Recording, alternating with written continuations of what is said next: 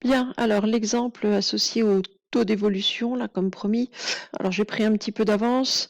Vous allez recopier. Donc au cours des soldes, un pantalon passe de 137 € à 115 €. Quel est le taux d'évolution associé? Donc si vous avez besoin de recopier ça, vous mettez sur pause si vous voulez.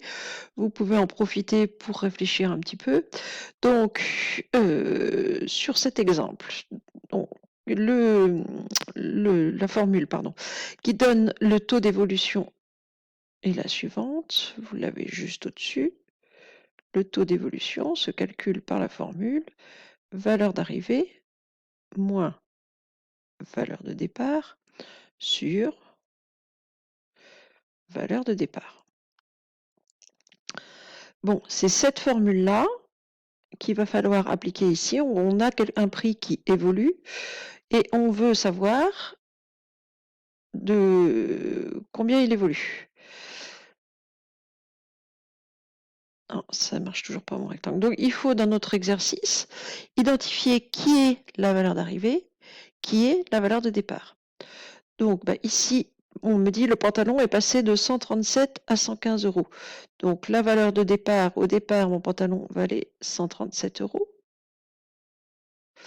Et à l'arrivée, il vaut 115. Donc ma valeur de départ 137, ma valeur d'arrivée 115. J'applique directement ma formule. T égale valeur d'arrivée 115 moins valeur de départ 137 divisé par valeur de départ 137. Alors, ce qui fait 115 moins 137 moins 22 sur 137.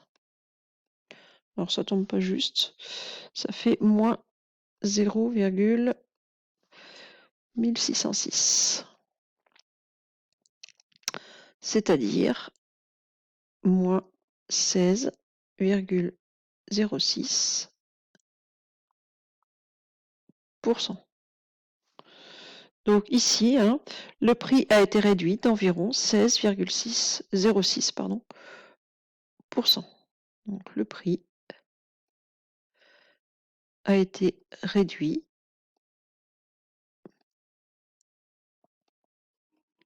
d'environ 16,06%. Ou a baissé d'environ 16,06%. Alors juste une petite remarque qui est plus dans la formulation. Le taux est négatif. C'est une baisse, le taux est négatif, c'est normal. Par contre, quand vous faites votre phrase de conclusion, le prix a baissé de, ça baisse de 16%. Ça baisse pas de moins 16%. Donc, le taux T, le nombre, c'est moins 0,16 ou moins 16%. Mais le prix baisse de 16%.